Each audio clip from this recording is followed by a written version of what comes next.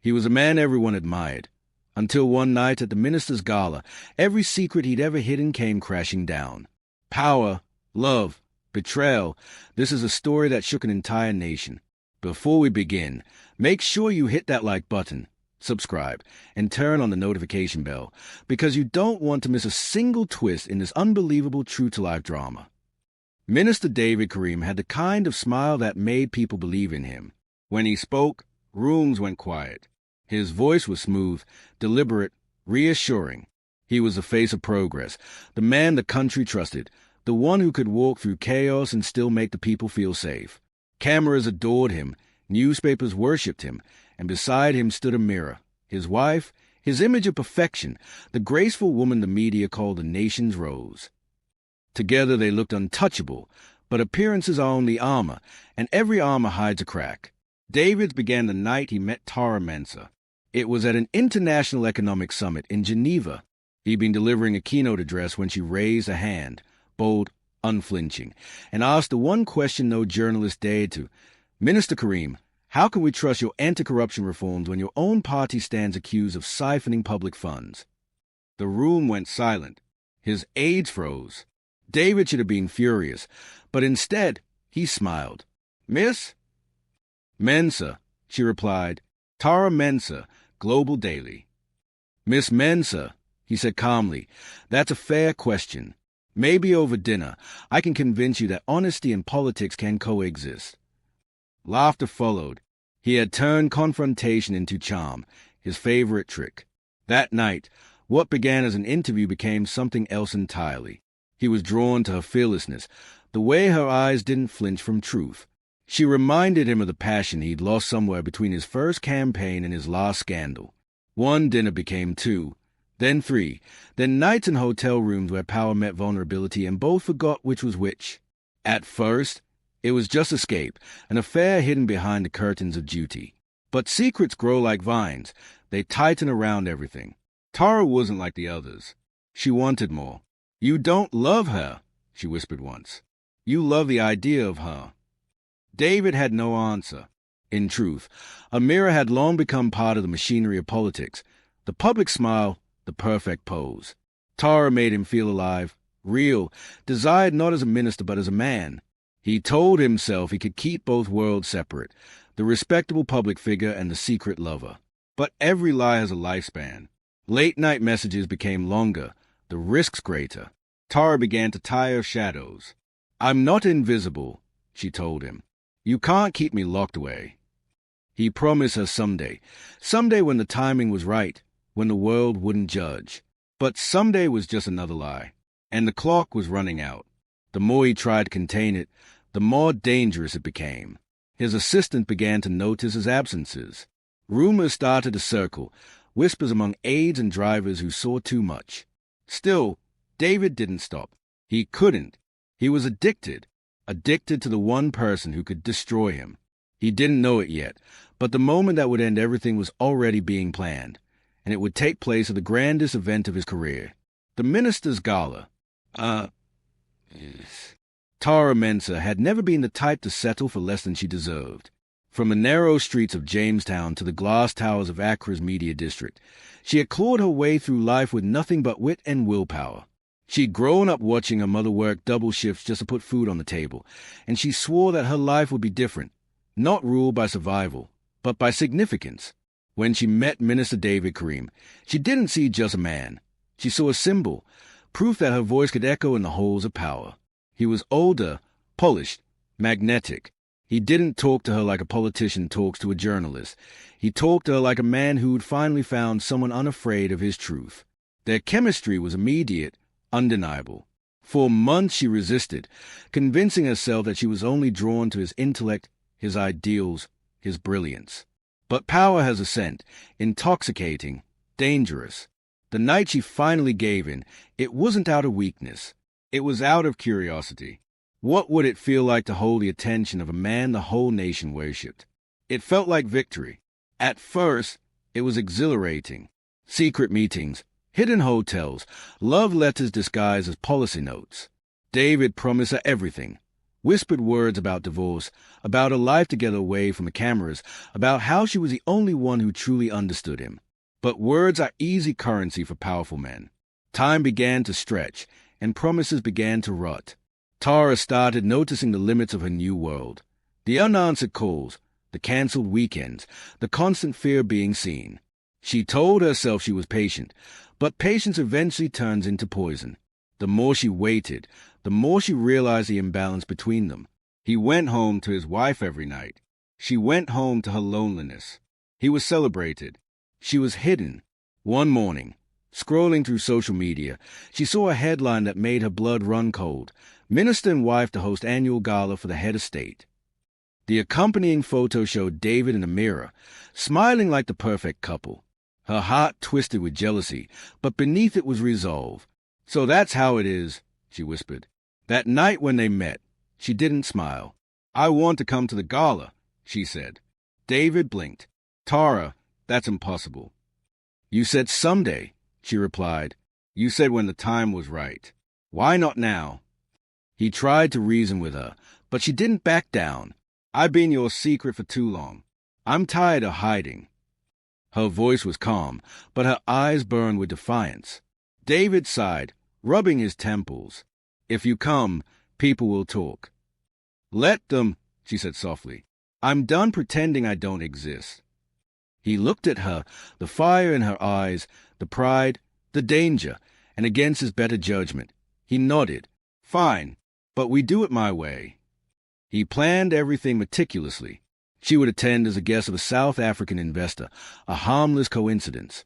He'd make sure they were seen but not seen, just enough to feed her ego without feeding suspicion. But deep down, he knew it was reckless. He was already playing with fire. What he didn't know was that Amira had already smelled the smoke. Tara, on the other hand, was radiant. She spent days preparing, choosing the perfect dress, emerald green silk that shimmered like temptation itself. When she looked at herself in the mirror, she smiled. This was her moment. She wasn't going to be anyone's secret anymore. She didn't realize that the stage she was about to step on had already been set for a reckoning far bigger than a desire for recognition. She thought she was walking into glory. In reality, she was walking into the trap of a woman far smarter and far more dangerous than she could ever imagine. The gala was approaching like a storm that everyone could sense, but no one dared to predict. David told himself he was in control, that every detail was accounted for. That was how he survived politics, by believing he could outsmart fate.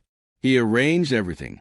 Tara would arrive under a false identity as a guest of a South African business delegation, seated at table 14, close enough to the ministerial section but not too close to draw suspicion. She'd wear the emerald dress, her press credentials tucked away. His assistant would handle her name on the list quietly. The driver was instructed to pick her up discreetly from the hotel.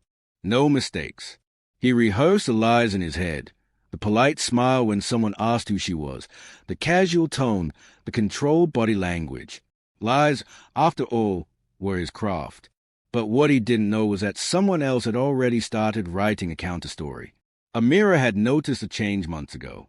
She'd lived too long beside power not to recognize its symptoms, the distracted silences, the soft phone calls, the half-smiles at midnight.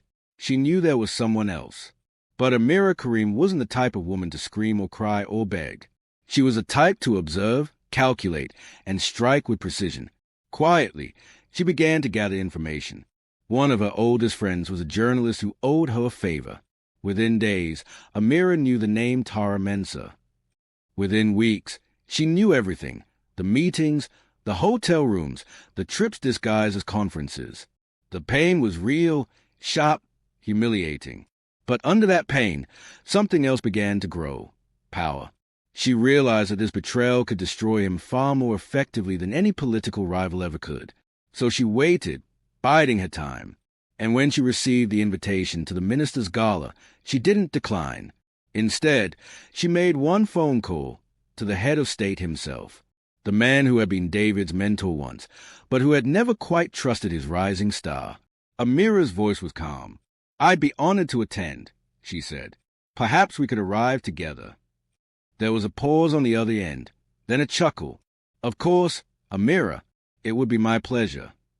The perfect deception was now layered on both sides, David weaving his illusion of control, Amira constructing her silent vengeance.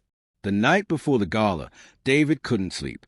He sat in his study, staring at the glowing city outside. He thought of Tara, her smile, her insistence, her need to be seen, and he told himself it would be fine. One night, one appearance. Then he would make her understand the limits of what they could be. He had no idea that the limits had already been decided, not by him, not by Tara, but by the woman who shared his last name. The day of the gala arrived. Security cars lined the streets. Cameras flashed. The city's elite descended in designer suits and diamonds, their smiles practiced, their secrets buried. David looked impeccable, tailored suit, perfect tie, charm restored. When Tara stepped out of her car, heads turned. She looked like a dream painted in green. For a brief moment, David allowed himself to feel pride.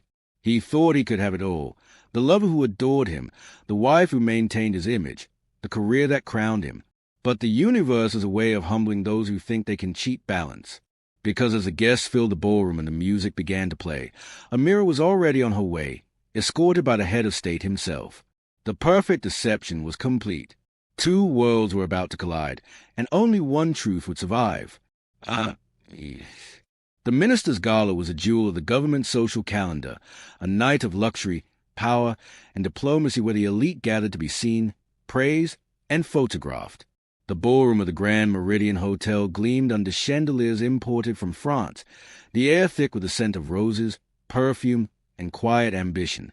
David Karim arrived early, shaking hands, laughing too loudly, pretending calm he didn't feel. The cameras adored him, and he knew how to feed them smiles that looked genuine. But beneath his polished charm, his nerves pulsed like electricity. Tonight, he was dancing with fire. Tara Mensa arrived 30 minutes later, stepping out of a black sedan like a secret emerging into the light. Her emerald dress shimmered with every step, her hair cascading down her shoulders, her confidence so radiant that every head turned. She had rehearsed this moment in her mind, the whispers, the glances, the thrill of being seen beside him. Tonight she wasn't invisible. Tonight she would exist. When she entered the ballroom, David's breath caught for a second. She was breathtaking, magnetic, dangerous. "You look," he began, but words failed. "Perfect," she finished for him, smiling. He took her hand briefly, discreetly. "Remember, we're careful," he whispered. "No attention." "You mean no evidence," she murmured, and pulled away with a smirk. They mingled separately, exchanging polite nods across the hall. To most guests, Tara was just another beautiful woman in a sea of them. But to those who looked closer, something about their chemistry betrayed more than coincidence. Their eyes met too often. Their smiles lingered too long. Whispers began to travel like invisible smoke. "Who's that with the minister? She looks familiar. Isn't she the journalist from Global Daily?" The more David tried to appear composed, the more transparent his anxiety became. And then, as if the night itself had decided to punish him, the announcer's voice boomed through the room. "Ladies and gentlemen, please welcome our head of state, accompanied by Mrs. Amira Karim." Time stopped. Conversations froze mid-sentence. The crowd parted like the sea. The first thing David saw was the head of state's confident smile. The second was Amira's poise, regal, radiant, devastating. She wore a silver gown that caught the light like armor, her hand resting lightly on the arm of the most powerful man in the nation. Cameras flashed. Gasps spread through the hall. Tara turned, confused, then saw her. "Who is that?" she asked quietly. David's throat tightened. "My wife." Her eyes widened. And the man beside her. The head of state. The blood drained from her face. In that instant, she understood that this wasn't coincidence. This was war, and she was standing in the crossfire. Amira's entrance was slow, deliberate. Every step was poetry and control. Her smile was polite, her gaze sharp as glass. She greeted diplomats, nodded to ministers, then let her eyes find her husband across the room.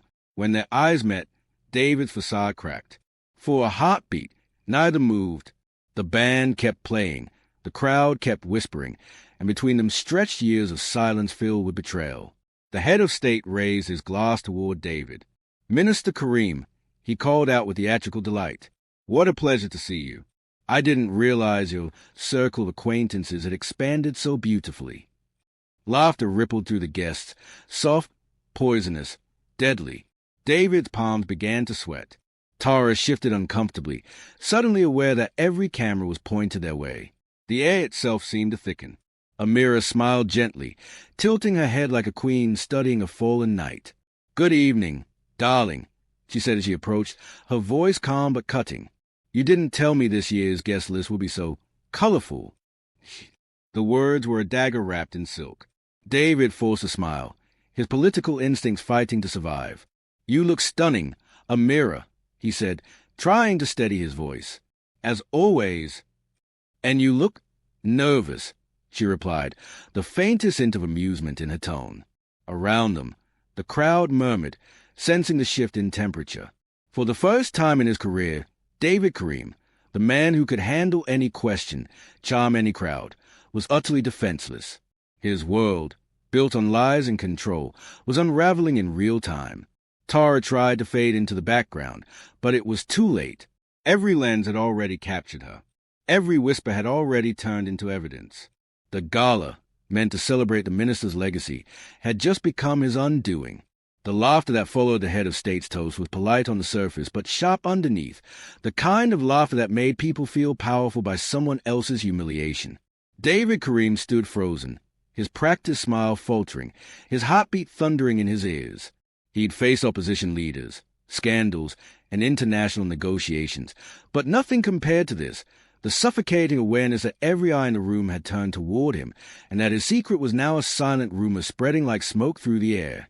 Amira's entrance had rewritten the entire evening. Her presence beside the head of state wasn't just social. It was symbolic. She was sending a message, one that every politician, diplomat, and journalist in the room could read. She was no longer the dutiful wife behind a powerful man. She was a woman who held a story that could end him. Tara stood a few steps behind David, her confidence cracking. She had imagined admiration, envy, even subtle acknowledgement, but not this. The whispers were growing louder. "That's a journalist. He brought her here." While his wife, her stomach churned. She could feel judgment pressing against her from every angle. David turned slightly toward her, eyes full of panic. "Don't move," he whispered, barely audible. "Smile. Just smile."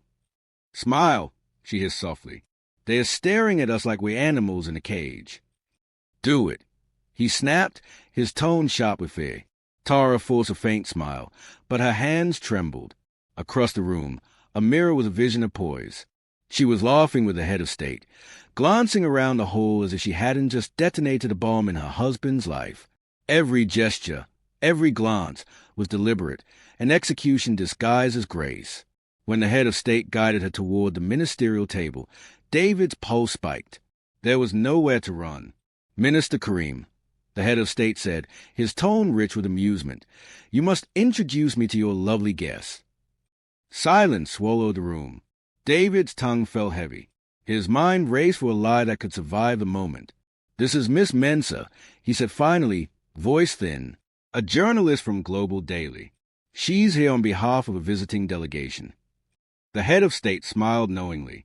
"Ah, yes, a journalist. Of course." His gaze lingered on Tara, long enough to make her drop her eyes. Then he looked back at Amira.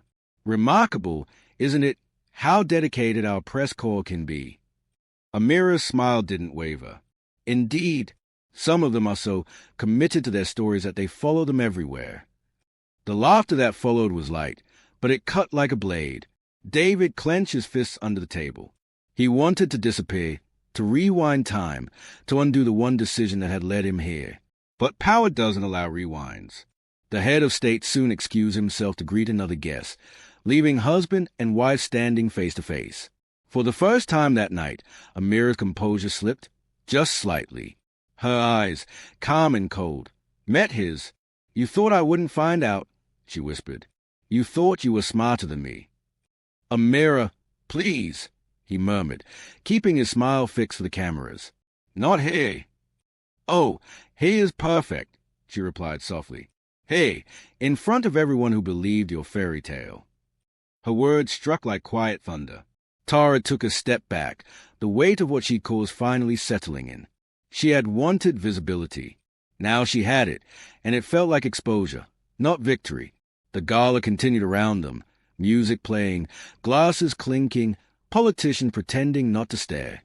David's aides hovered near the walls, their eyes darting nervously between their boss and his wife. Every second felt like an hour. He leaned toward a mirror, his voice shaking. "Let's talk about this later.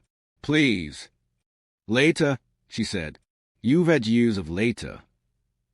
Then, with one last steady breath, she turned away and walked toward the head of state again, her gown catching the light like silver fire. Tara touched David's arm.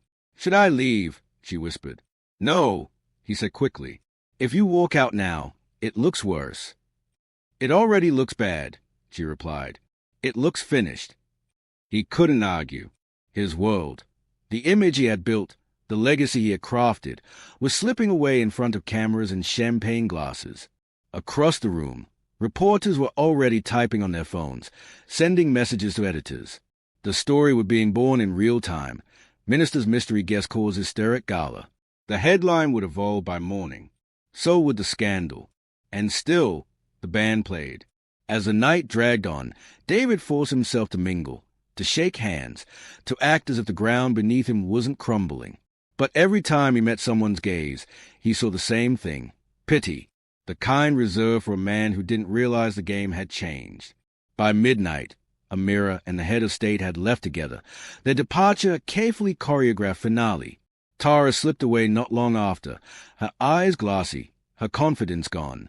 When the ballroom finally emptied, David stood alone under the chandelier, his reflection fractured in the crystal above. He had paraded his secret lover through a room full of power, thinking he could control the story. Instead, he had handed his wife the pen and made himself a headline. The night was supposed to celebrate his triumph. Instead, it marked the beginning of his fall. The night after the gala, the city didn't sleep. Photos from the event flooded social media. Whispers turned into headlines, and the once unshakable Minister of Commerce found himself at the center of a storm he could no longer control.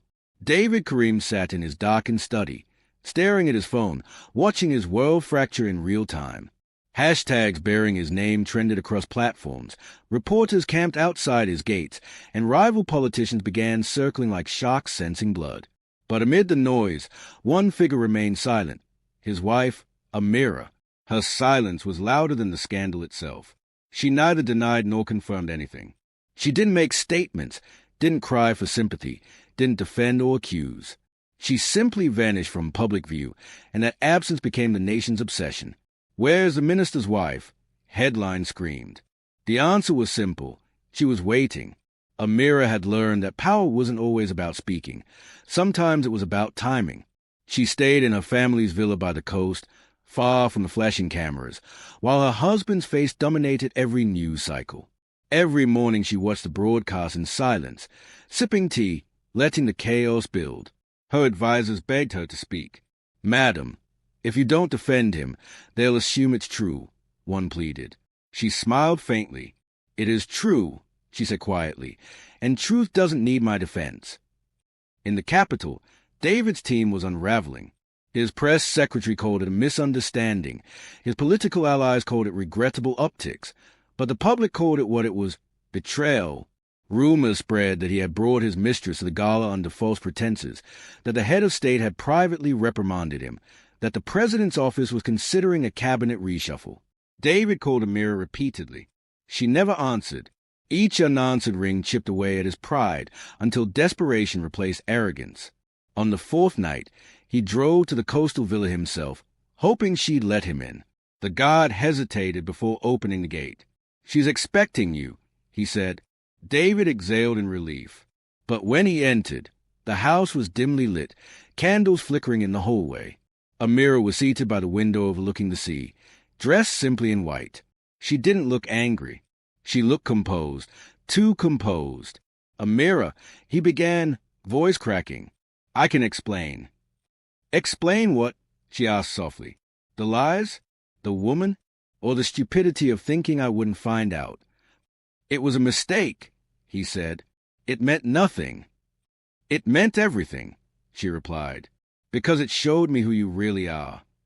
He took a step closer, hands trembling. You stood by me through worse. Through politics, she corrected, not humiliation. Her voice remained calm, almost attached. You turned our marriage into a stage prop. You used me for image, and when you wanted something younger, you thought no one would notice.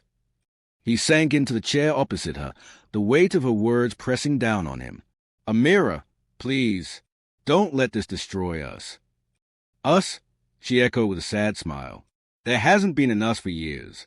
You've just been too busy to notice. The silence stretched, broken only by the sound of the waves crashing outside. Finally, she stood and looked down at him. You've built your career on controlling stories, David. Let's see how well you handle one you can't rewrite. She walked past him toward the stairs. You're leaving? He asked. No, she said. You are. He looked up, stunned. Amira, where am I supposed to go? She paused, her tone still measured but sharp as glass. Anywhere the cameras can see you suffer. Then she disappeared upstairs, leaving him alone in the faint candlelight. He stayed there until dawn, staring at the horizon, realizing for the first time that his silence and haze had completely changed sides. By morning, the newspapers carried a new headline: Minister's wife breaks a silence by staying silent. The nation interpreted it as strength, dignity, and quiet defiance. Women praised her, men pitied him, and political rivals sharpened their knives. Amira's silence had become her loudest statement, and in that silence, David began to understand what true power looked like, not the kind won by speeches or applause, but the kind that could dismantle a man without ever raising its voice. The morning after Amira's silence conquered the headlines, the entire capital was buzzing with speculation. Talk shows dissected every glance from the Gala, every expression caught by the cameras, every whisper from unnamed insiders. Everyone wanted to know how the First Lady of the Ministry had ended up walking into the Gala beside the head of state himself. Was it revenge, strategy, or a statement of her own rising power? No one knew the answer, except Amira, and she wasn't telling. The head of state, however, knew exactly what he was doing. Behind his calm, fatherly smile was a man who understood optics better than anyone in government. He had built his career not on truth but on timing, and when Amira had called to ask if he would escort her to the Gala, he immediately saw the opportunity. A wife scorned by her husband, the nation's favorite minister humiliated in public. It's a story that writes itself, he had told his chief of staff before the event. If she walks beside me, the public will see her as a victim who still commands respect, and they'll see me as a man who honors her dignity. Everyone wins, except him. But what he didn't expect was the effect Amira's composure would have on him personally. At the Gala, when she entered beside him, he'd felt the entire room shift. It wasn't just scandal that followed her, it was gravity. In the days after, he found himself thinking about her more than he should. Her grace, her control, her quiet intelligence. She wasn't like the wives of politicians who chases attention or beg favors. She was different. She was dangerous. 3 days later, he invited her to lunch at the presidential residence under the guise of discussing charitable initiatives. She accepted. The staff whispered as they passed, their curiosity barely concealed. They dined privately in the garden, away from cameras. You've handled yourself remarkably, he said, his tone admiring. Most women in your position would be on television crying for sympathy. Amira smiled faintly. Sympathy doesn't last. Respect does. He studied her. Your husband is finished. You know, the opposition is calling for an inquiry, and the party is pretending not to see him. He's always been good at pretending, she replied. Now he'll learn how it feels. And you? He asked. What will you do? She sipped her tea slowly. Live. The same way I did before him, only now the world knows what he really is. The head of state leaned forward, lowering his voice. You know, Amira, your silence has turned you into a symbol. Women see you as strength, men as mystery. You could do anything with that, start a foundation, lead a movement, even hold office. She met his eyes calmly. And you'd benefit from that, wouldn't you? He chuckled softly. Everything in politics is symbiosis. You'd gain a platform. I'd gain an ally. And what would my husband gain? She asked, her voice edged with irony. The satisfaction of watching me succeed without him. He's already lost you, the head of state said quietly. He just hasn't realized it yet. For a moment, neither spoke. The wind stirred the garden, carrying the faint scent of jasmine. When Amira finally spoke, her tone was almost gentle. He betrayed me, yes, but more than that, he underestimated me. That's what I can't forgive. Then let me make sure no one ever underestimates you again, the head of state replied, his words slow, deliberate. Their eyes met, and in that silent exchange, a new alliance was born, not romantic yet, but undeniably powerful. He saw in her what every great leader saw in a potential threat, someone who could command loyalty without asking for it. As the lunch ended, photographers waiting outside captured the two of them walking together, smiling, shaking hands before she left. The next morning, the image was everywhere, the head of state and the minister's wife, a friendship that speaks volumes. David saw it on the front page before dawn. His hands trembled as he held the paper. The subtext was obvious. His wife, the woman he had betrayed, had found favor with the most powerful man in the nation, and that was something no apology, no denial, no damage control could undo. He tried calling her again. No answer. Then he called the head of state's office. No response. The silence from both ends of power was deafening.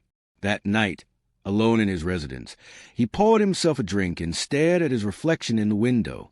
For the first time, the face that stared back wasn't the confident minister the people adored. It was a man slowly being erased from his own story. Somewhere out there, Amira was no longer the wife in the background. She was becoming the headline, the symbol, the power that had learned to survive without him. And the head of state? He was smiling, because in the game of politics, he had just claimed both sympathy and strategy in a single move, by standing beside the one woman David Karim could no longer control. The scandal had grown teeth.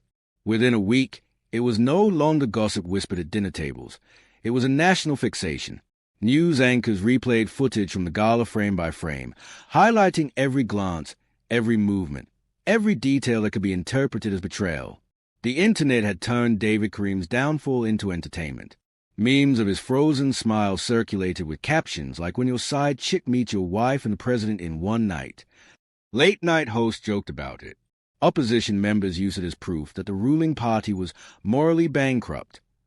But inside the ministry building, the mood was deadly serious. His aides spoke in hushed tones, his secretaries avoided eye contact, and every knock on his office door made his stomach tighten. David sat behind his desk, staring at documents he could no longer focus on. The phone kept buzzing, calls from party officials, foreign partners, even his own brother, but he ignored them all. What could he say? That it was all a misunderstanding? That he hadn't meant to humiliate himself, his wife, and his government in one night? The truth was too ugly to confess and too visible to deny. Outside, journalists gathered daily, shouting questions he couldn't answer. Minister Karim, was she your mistress? Did your wife know before the gala? Are you resigning? Each question hit like a stone. His silence became an admission. His calm became cowardice. The once feared minister had turned into a spectacle. Inside his mind, the ballroom replayed like a nightmare. Every laugh, every flash, every whisper. He could still see Amira gliding in beside the head of state, the cameras flashing like gunfire, the crowd parting as if royalty had arrived. The room had tilted, reality bending under the weight of his own arrogance. He had thought he could choreograph everything, control every perception, but in that moment, he had been nothing more than a man stripped bare before an audience that fed on scandal. And those whispers, they hadn't stopped at the gala, they followed him everywhere. He'd walk into a meeting, and the room would go quiet. Conversations would restart when he left, filled with words like foolish, reckless, finished. He was bleeding politically, and no one wanted to be caught holding his body. That evening, when he arrived home, the house was dark. Amira hadn't returned. The staff spoke little, their eyes full of pity. He poured himself another drink and stood at the window again, staring out at the city lights, wondering how long it would take for everything he built to crumble completely. Somewhere in the distance, a news broadcast played from a neighbor's TV. Sources close to the presidency suggest that the head of state may soon request Minister Karim's resignation, the reporter said. David clenched his jaw, but inside, he knew it was inevitable. He wasn't just fighting for his career anymore. He was fighting to remember who he had been before he lost himself to deceit. Meanwhile, in another part of the city, Amira attended a charity event organized by the Presidential Foundation. The cameras followed her, capturing her serene smile, her flawless poise. Mrs. Karim, one reporter asked, "Do you have any comment on the situation with your husband?" She paused, looked into the camera, and said softly, "I have no anger. I have peace." The clip went viral overnight. People called her the Queen of Composure. Hashtags praising her dignity trended globally. The public adored her, women admired her strength, and politicians saw an opportunity to attach themselves to her growing influence. The whispers that once fed on David's downfall were now lifting Amira higher. At the next cabinet meeting, the head of state spoke deliberately. "Public trust has been shaken," he said, eyes scanning the ministers. "We can't allow personal scandals to overshadow national progress." Everyone knew who he was talking about. David remained silent, the weight of humiliation pressing on him. When the meeting ended, the head of state pulled him aside. "David," he said quietly, "take a leave of absence. Step back, let this die down." "You mean resign?" David said flatly. "Call it whatever helps you sleep," the president replied. And then, as he walked away, he added, "You were a good minister, but arrogance always charges interest." That night, David finally broke. He sat in his empty house, the sound of waves crashing in the distance, and realized the whispers weren't just in the ballroom anymore. They were in his head. The echo of laughter, the clicking cameras, the soft murmur of betrayal, it was all there, haunting him like ghosts of the night that ruined him. He poured another drink, his hand trembling. For the first time in his career, he didn't know what tomorrow would bring. The man who once controlled every narrative had become the story everyone else was telling. And somewhere beyond his reach, the woman he'd underestimated was rewriting her life without him, one graceful silence at a time. The weeks that followed were a blur of noise and humiliation. David Karim's career was hanging by a thread, and the thread was beginning to snap. Every morning he woke to new headlines, each one worse than the last. Minister on the edge, party divided over scandal. Anonymous source confirms affair at Gala. Even the late-night talk shows had turned his disgrace into a running joke.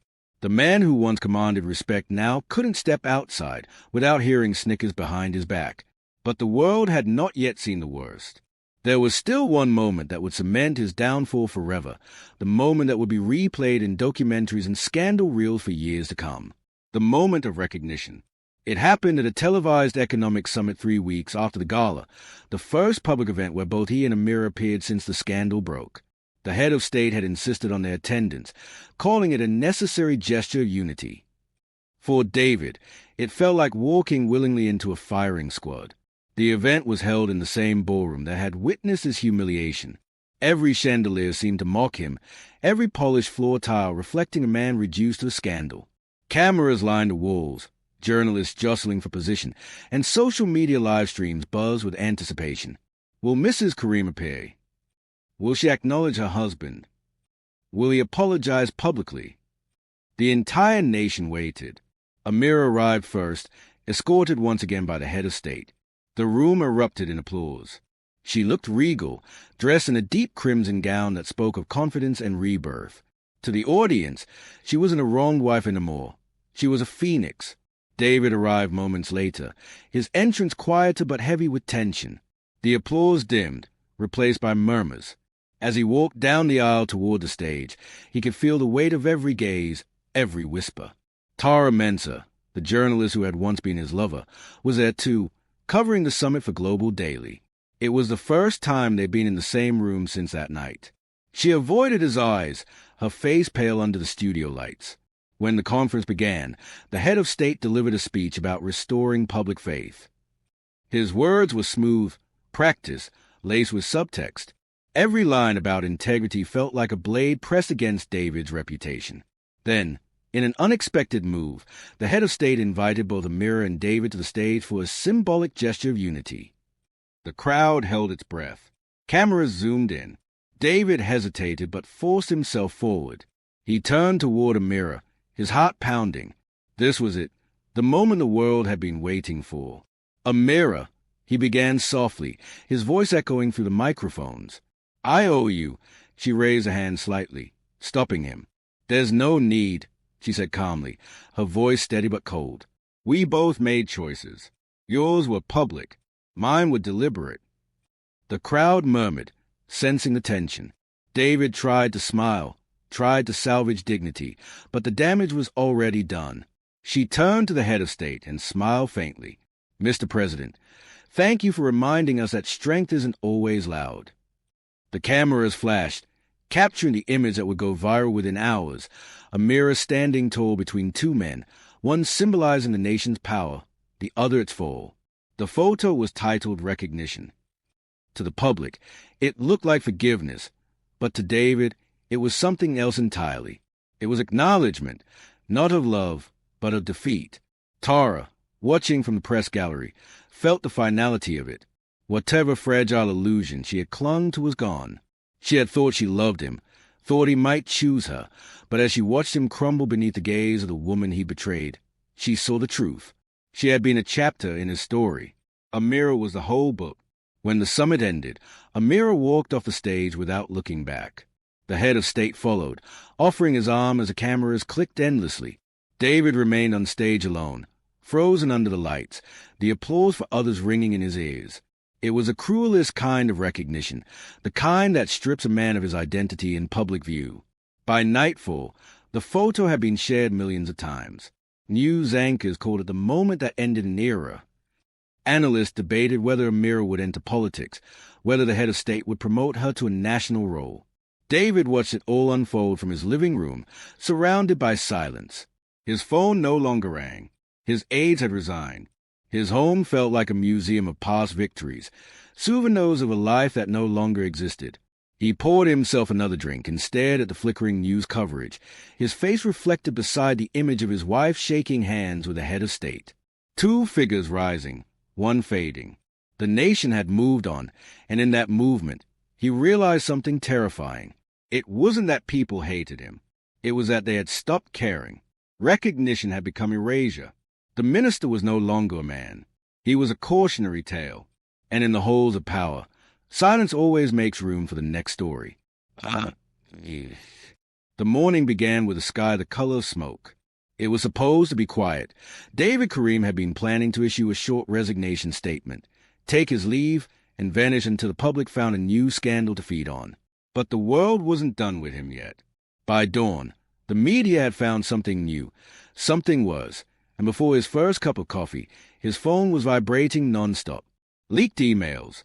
Thousands of them. They came from an anonymous source and landed in every newsroom at once. Private correspondence between David and Tara Mensa. Letters of passion, of promises, of secret meetings. The language was unmistakable. In one message he'd written, "You're the only truth I have left." In another, "When I see Amira smile, I only see the lie we built together." The nation that had been gossiping turned furious overnight. It wasn't just adultery anymore. It was deceit, corruption, a moral collapse playing out in real time. The public unmasking had begun. Television anchors spoke of ethical betrayal, pundits called for prosecution, and the head of state, smiling tightly in front of cameras, announced that no one in this administration is above accountability. Amira watched it unfold from her villa by the sea. Her phone rang constantly, journalists begging for a statement, publishers offering book deals, charities asking her to endorse their causes. She said nothing. She simply stood by the window, the waves crashing below, her expression unreadable. For all her calm, she could feel the strange ache of victory, triumph mixed with sadness. She hadn't wanted this level of destruction. She'd only wanted him to understand the cost of underestimating her. Now, the cost had become his ruin. David's aides fled in droves. His driver quit. His security detail was reassigned. When he walked into the ministry that morning, no one met his eyes. The press was already outside, chanting his name, cameras flashing like lightning. Minister Karim, did you write those emails? Were public funds used to cover your affair? Is it true your wife collaborated with a head of state to expose you? He pushed through the crowd, his composure hanging by a thread. Inside his office, Tara was waiting. He froze. "What are you doing here?" he asked sharply. "I came to tell you I didn't leak them," she said. "Do you expect me to believe that?" The entire country tuned in. David stood in the shadows behind the stage, waiting for his turn to speak. The head of state stepped up to the podium first, delivering the kind of speech that ends careers with elegance. "Our nation deserves leaders who embody integrity," he said. "The Ministry of Commerce will undergo a full internal review. Effective immediately, Minister Karim has offered his resignation, which I have accepted." Applause followed, loud, eager, cleansing. Then it was David's turn. He walked up to the microphone, the bright lights washing over his pale face. The room fell silent. "I have failed," he began, his voice low. "I failed my family, my office, and my people. For that, I am deeply sorry." His hands trembled slightly, but he steadied them on the podium. "Leadership isn't about perfection," he continued. "It's about accountability. And today, I accept mine." The crowd stayed quiet. Some pitied him. Most didn't. Cameras zoomed in, capturing every flicker of emotion. For the first time, he wasn't performing. He was exposed. When he stepped down, the reporters shouted questions, but he didn't answer. He simply walked away, through the corridor, out into the bright afternoon light, where hundreds of citizens had gathered outside. Some jeered. Others just watched in silence as his car pulled away. The once untouchable man was now just another fallen name. That evening, the broadcast of his resignation played on every network. The nation exhaled. The scandal that had consumed it for weeks was finally complete. Amira watched the footage alone, her face unreadable. When the speech ended, she turned off the television and walked outside. The air smelled of rain and sea salt. She stood by the water, thinking of the man she had loved, the man she had destroyed, and the strained quiet that followed justice. Somewhere far away, David's car sped toward an airport, his phone buzzing with calls he didn't answer. He would leave the country that night, disappearing into self-imposed exile. The papers would call it the honorable retreat. Others would call it cowardice. But in truth, it was survival. The public unmasking had stripped him of everything, his power, his pride, his name. All that remained was a hollow shell of a man who once believed he could control every story. Now, he was the story. And as the final news segment closed with the line, "Minister Karim resigns amid scandal," Amira whispered softly to herself, not in triumph, but in finality. "Now we're even." When David Karim's resignation hit the evening news, the nation celebrated like a festival of gossip. People gathered in cafes, offices, and living rooms to watch the replay, their laughter and disbelief mixing with pity. The mighty had fallen, and everyone wanted a piece of the story. Within hours, his portrait was removed from ministry buildings, his name scrubbed from official documents, and his allies began pretending they had never known him. The political party issued a statement calling his actions unfortunate and his resignation necessary for stability. The same men who once raised glasses in his honor now avoided his calls. He became a ghost of the capital, an exile before he even left the city. Outside, protesters chanted for moral renewal. Inside the media houses, producers fought over who would get the first exclusive interview with Amira or Tara. Neither woman spoke. That silence was what made the story grow. Every day the newspapers published new leaks, new angles, speculations, and anonymous testimonies. Some painted David as a tragic man destroyed by love. Others called him a hypocrite who deserved worse. His estate, once alive with visitors, now sat quiet. His staff resigned one by one. The only sound left was a click of the gates as another car left for good. David tried to stay calm, telling himself that time would dull the scandal, that the country's attention would shift. But time wasn't on his side. A committee had opened an ethics investigation into whether he'd used public funds to cover travel expenses for Tara. The opposition demanded full disclosure. "We will not rest until justice is done," their leader thundered on television. Justice, of course, was just another word for spectacle. Amira, on the other hand, was thriving. Invitations poured in from charities, universities, and women's organizations. Her image had transformed from betrayed wife to national icon. Editorials called her the nation's strength, her calm demeanor masterclass in dignity. Even the head of state praised her publicly, saying, "Mrs. Karim reminds us that grace under pressure defines true leadership." That single sentence ensured her rise. Behind the scenes, she was negotiating with foundations to start her own initiative, an education fund for girls named the Amira Project. It was brilliant optics and genuine purpose at once. David watched all of it unfold from his apartment's TV, his eyes hollow. Once, the world had bowed when he spoke. Now, it moved forward without him. One night, he stepped onto his balcony and looked over the city that had once been his kingdom. In the distance, fireworks bloomed, someone's celebration, maybe a wedding, maybe a political victory. The sound echoed through the night, cruel and distant. He realized then that this was what true fallout felt like. Not fire or explosion, but silence, the sound of everyone forgetting you.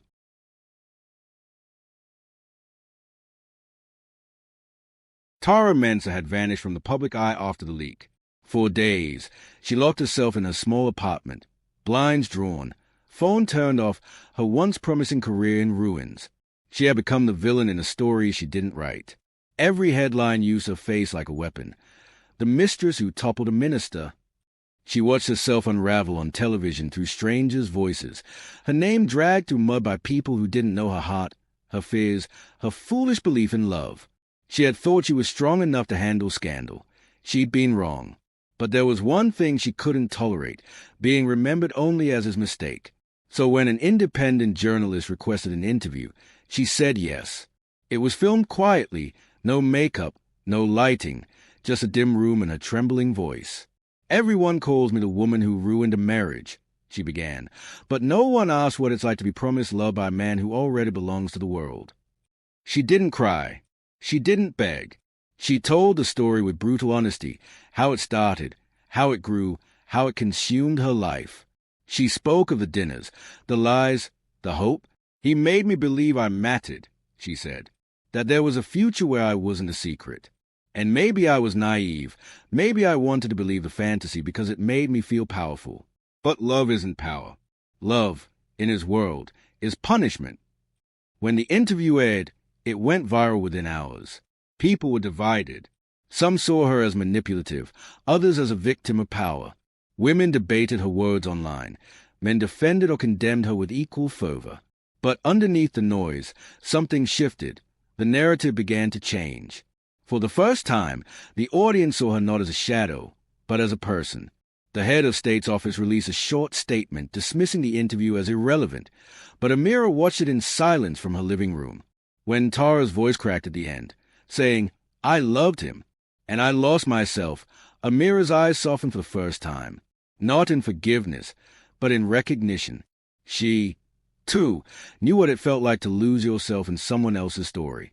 Meanwhile, David watched the same clip from exile, sitting in a dim hotel room thousands of miles away. He saw Tara's face, her pain, her truth, and for the first time in months, he couldn't look away. The world would always remember him as a fallen minister, but now it would remember her, too, not as his mistress, but as a woman who dared to tell her truth. And as the screen faded to black, her final words echoed across continents. Every secret eventually asked to be seen. It was both confession and prophecy. The lover's truth had finally been spoken, and it would haunt them all. Amira Karim had never planned revenge. It simply unfolded through patience. She didn't shout, didn't strike back. She moved like a shadow, graceful, deliberate, unstoppable. After David's fall, she focused on the Amira Project, her new foundation for girls' education. Donors lined up. The media adored her, and politicians scrambled to be photographed at her events. Every smile she gave was calculated, every headline crafted.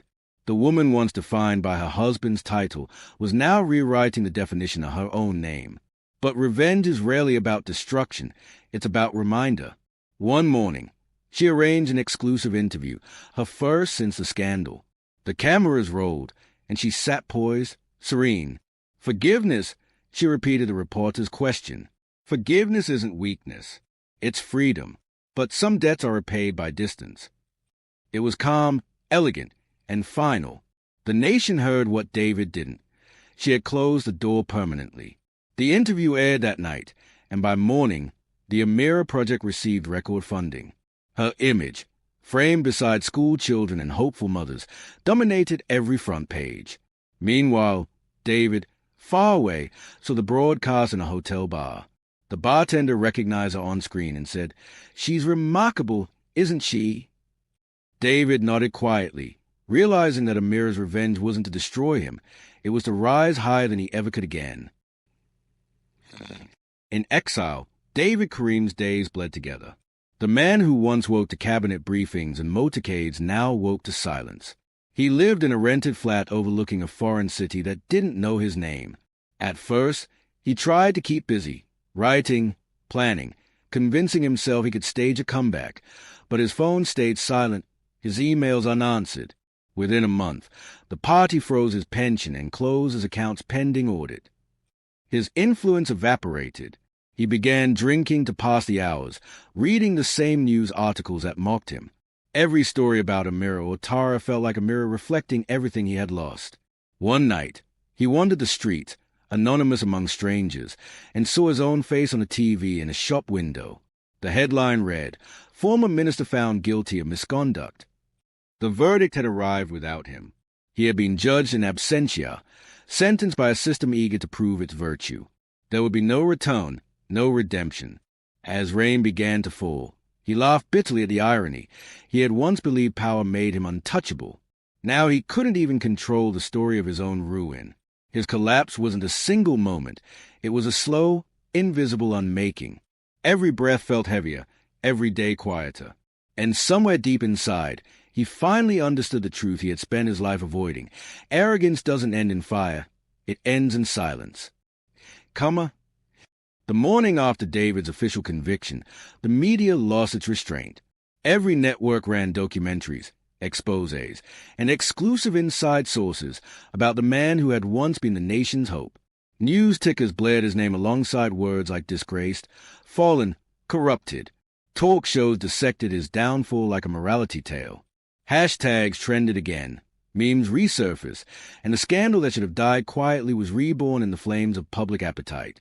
For journalists, David was gold, a story that kept giving. Old rivals surfaced with claims of manipulation. Staffers sold their versions of events, and every rumor became a headline.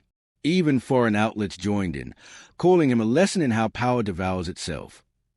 But amidst the noise, one figure emerged louder than all, the head of state. He gave calm interviews about moral accountability, using David's collapse as proof that his government valued integrity. The irony wasn't lost on those who understood politics. The same man who once toasted David at banquets now used him as an example of what happens when pride eclipses duty. Amira's foundation flourished under the attention, the nation's doubling after every interview. She had mastered what David never could, the art of controlling the narrative. Tara, meanwhile, disappeared again. Her brief fame turned toxic, every article about her filled with hate or pity. The frenzy devoured everyone except Amira, who stood untouched, composed, and increasingly powerful. By the time the media moved on to the next scandal, the country had rewritten history. David wasn't a hero who built reform. He was a fool who ruined it. And that was a final cruelty of fame. It forgets the truth, but never the shame. The scandal that began as a personal tragedy had now become a weapon. David Karim's fall had opened cracks across the ruling party, and his enemies rushed in like floodwater. Opposition leaders seized the moment, demanding inquiries, resignations, and reforms. If one minister can hide corruption behind love, they thundered in Parliament. How many others are still hiding worse? Every speech was aimed not at David, he was already finished, but at the administration that had protected him. The head of state, usually untouchable, found himself on the defensive for the first time. Allies whispered about loyalty, rivals plotted in silence. Cabinet meetings grew tense. Every minister feared the next leak, the next betrayal. What began as one man's disgrace was fast becoming a national reckoning. In the middle of it, Amira thrived quietly. Her foundation success had given her political weight. The media began calling her a possible future candidate. She deflected with grace, saying, "I serve best outside the arena," but even that humility sounded like a campaign speech. The head of state noticed. He invited her to more public functions, always standing beside her for the cameras, as if her integrity could wash his image clean. The public adored them together, two symbols of composure after chaos. Yet behind the smiles, everyone could feel the storm. Party insiders murmured that David's downfall had unleashed something unstoppable, a hunger for truth, or at least the illusion of it. The head of state ordered investigations, reshuffles, public trials, each meant to prove control, but every move only fueled speculation. For the first time in years, power in the capital felt unstable, fragile, like a glass table cracking under its own weight. And though David watched from afar, powerless, he could see what none of them could. The destruction had only begun. What had started with him was now consuming the system that made him. Tara Mensa had thought telling her story would free her. Instead, it chained her to a past she couldn't escape. The interview that made her visible also made her infamous. Everywhere she went, whispers followed, half pity, half judgment. Employers avoided her name. Colleagues treated her like poison. Her phone stopped ringing except for journalists hunting a new quote. When she walked through the market, vendors paused mid-sentence, eyes full of questions they wouldn't ask aloud. The fame she once dreamed of had become exile with flashing lights. At night she scrolled through comments online, the cruel ones louder than the kind. Homewrecker, gold digger, liar. She tried not to care, but words have weight, and there's piled until she could barely breathe. Still, she refused to disappear. She began writing again, privately, pouring the mess into pages that no one would read. She wrote about power, about how men like David build worlds that collapse on the women who love them. She wrote about silence, about guilt, about the price of wanting more than you're allowed. The pages filled her apartment, covering the floor like confession. One evening she received a message from an international paper. They wanted an essay, her essay, about what it means to be the other woman in the age of public shame. She hesitated for a long time before replying yes. When it published, it was unlike her interview, calm, thoughtful, stripped of bitterness. "I am not innocent," she wrote, "but I am not a symbol either. I am human. And sometimes love isn't right or wrong. It's just ruin." The piece spread quietly, shared by readers who saw themselves in her words. It didn't restore her career, but it gave her back her voice. For the first time, she stopped hating herself. She began teaching journalism workshops, warning young reporters about charm, about proximity to power. Truth, she told them, isn't what you print. It's what you protect yourself from. Late one night, scrolling through the news, she saw a photo of a mirror at a conference, radiant, speaking about women's dignity. Tara didn't feel envy anymore, only understanding. Both of them had loved the same man and paid for it differently. She whispered, "We both survived him." Then she closed her laptop, turned off the lights, and let the darkness settle like peace instead of punishment. Amira Karim's rise was so smooth it looked accidental. What began as sympathy evolved into admiration, and admiration into influence. Politicians sought her endorsement, universities asked her to speak, and every magazine wanted her on its cover. She never campaigned, but her name moved through conversations like a quiet promise. The Amira Project had expanded beyond education. It now funded shelters, scholarships, and microloans for women starting small businesses. Each ribbon-cutting and school visit was broadcast live, each speech delivered with calm conviction. "When women are silenced," she said once, "entire nations lose their voice." The audience rose to applaud, the head of state among them, smiling as if her strength belonged partly to him. Yet privately he worried. Her popularity had grown faster than his approval ratings, and rumors swirled that she might run for office. When he hinted at it, she only smiled. "I don't need a seat to have power," she said. "People listen anyway." It wasn't arrogance, it was fact. Everywhere she went, crowds gathered, journalists followed, children waved. The woman once defined by scandal had become the symbol of renewal. Her quiet revenge had transformed into purpose. But late at night, When the applause faded and she was alone in her coastal villa, she sometimes looked out at the dark sea and wondered what victory had really cost her. She had reclaimed her name, her dignity, her voice, but part of her still mourned the simpler life before politics, before betrayal. Then she would remember that strength isn't comfort, it's endurance. And as the tide whispered against the rocks, she'd smile faintly and whisper back, endurance. By the time morning came, her resolve returned. The country called her its future, and she wore that title lightly but firmly. Amira Karim had not just survived the storm, she had learned to walk on water.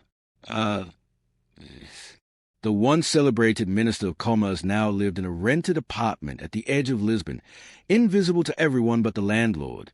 He spent his mornings on the balcony, smoking, staring at the harbor where ships drifted in and out, men working, lives moving, the world continuing without him. His phone was his only connection to the life he'd lost. He would open news sites, scroll, and find Amira's face almost daily. Another award, another speech, another honor. Sometimes he smiled sadly, sometimes he threw the phone aside. He wasn't bitter anymore, just empty. His days blurred into each other, a walk to the cafe, a drink at sunset, an occasional letter from his lawyer reminding him of unpaid fines. He had no entourage, no security detail, no one to call him sir. Freedom felt like punishment when no one cared you were free. Once in a while, strangers recognized him. A waiter once said, "Weren't you that minister?" David nodded. The man laughed softly. "Politics, eh? They eat their own." David didn't answer. That night he couldn't sleep. He remembered the smell of the ballroom, the sting of flashbulbs, the laughter that followed his name. Power had felt like oxygen then. Now silence did. He wrote letters to Amira that he never sent. Letters of apology, of reflection, of memories of their first years together before everything became performance. He imagined her reading them and smiling, or at least forgiving, but deep down he knew she would never see them. One rainy evening he found a small church near the port and slipped inside. The priest didn't know who he was, didn't care. They spoke briefly, and David confessed, not to the affair, but to pride. "I thought I could control everything," he said, "even truth."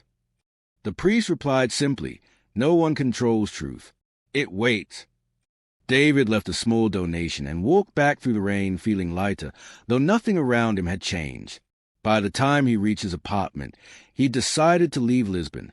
Somewhere quiet, maybe a village inland. He didn't need redemption, he just needed quiet days. As he packed, he glanced at the last news clip on his phone, Amira at a youth summit, radiant, speaking about forgiveness. For the first time in years, he smiled without bitterness. "She won," he murmured. "Good." Then he closed the suitcase, turned off the lights, and stepped into the night, just another forgotten man fading into the world's noise. 2 years passed before fate brought them into the same room again. It wasn't planned. The head of state was retiring, and the palace had organized a farewell reception for the nation's most influential figures. Amira Karim, now a global ambassador for women's education, was one of the evening's honored guests.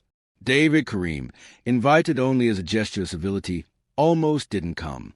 But curiosity, or maybe closure, pulled him back to the city he had abandoned. He entered quietly through a side entrance, avoiding cameras, his once commanding presence replaced by humility. The grand hall shimmered under gold chandeliers, just like the night that had destroyed him. History seemed to echo in the marble.